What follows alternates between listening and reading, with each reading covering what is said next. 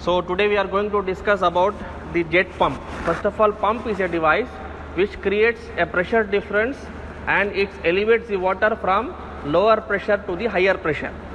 So pump is basically a device which converts the mechanical energy into hydraulic energy. So based on the classification, we have a jet pump. So jet pump, how to identify jet pump? It will be having two pipes flowing in the same direction. So that two pipes joins at the bottom and it will be having a small venturi at the bottom. So once the water passes through that venturi, a jet effect will be created. So the name is given to the pump called jet pump. So these pumps will be used to pump the water from the ground level. Generally it will be used to pump the water from the well.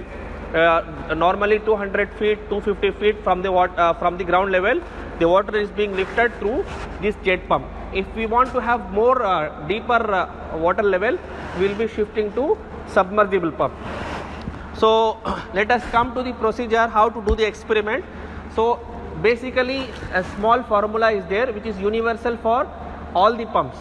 So output by input is the efficiency. Input is the electrical energy which we can easily calculate or measure using the energy meter. The output is there are three parameters. One is W, Q, H. W represents what is the liquid. Q, the discharge, represents what is the amount of liquid. H represents what is the pressure of the liquid. So these three parameters together constitute the output of the pump. So W is the specific weight which is the property of the liquid, or which represents the property, or which represents the liquid. What is the liquid which is being pumped? Q represents the volume, how much volume is being pumped by this pump, and H, the capital H, represents the head, the pressure head, what pressure the liquid is being pumped out. So generally these pumps are classified as flow pump, meaning we will be taking the only flow. We will not be using the pressure of the pump for some pressurized applications. So these pumps, centrifugal pump and submersible pumps, are classified as flow pumps. We will be taking only water.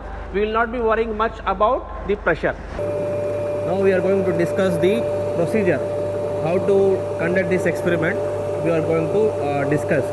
So regarding any pump, we are having output parameters and input parameters. The universal formula for any pump is W into Q into H. So W represents the liquid, Q represents the discharge, that is volume, and H represents the pressure. So we all know that jet pump is using water. So specific weight of water is 9810. And now for measuring the pressure, we are having the pressure gauge here. So by altering the valve over here, we can alter the pressure.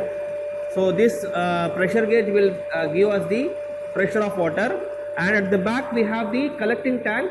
We can note down the time with which we can calculate the discharge. So now let me alter the pressure by closing this valve. We can observe the pressure over here. I am just closing this valve. Now pressure is increasing. Now it's 2.5. It is 0.5. So now for this pressure, I have to take the output readings and I have to take the input readings. Now in the pressure reading column, I have to note down this reading as 0.5 kg per centimeter square, which is the outer reading.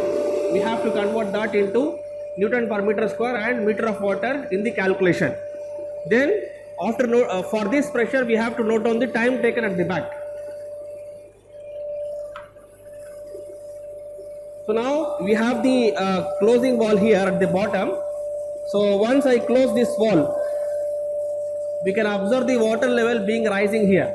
So we have to use the stopwatch for noting down for the rise in level of water for 10 centimeters. Suppose if I start at 37, so I have to stop at 47 here. So this I need to note down the time taken for this 10 centimeter rise. So it has to come here.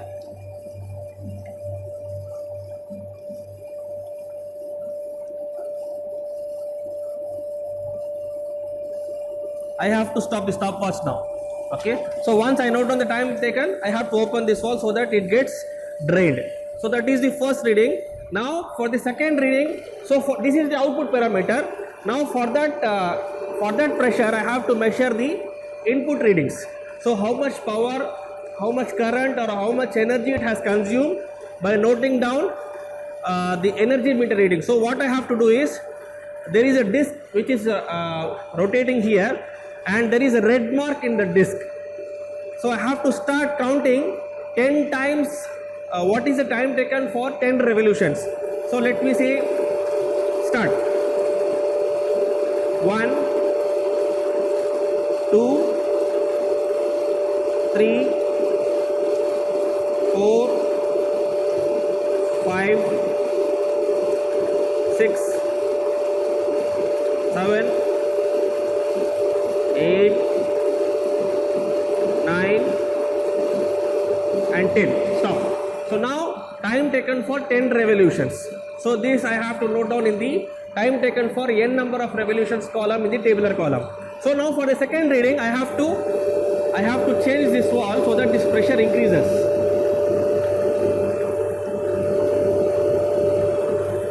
So now this is the second reading, that is 1 kg per centimeter square.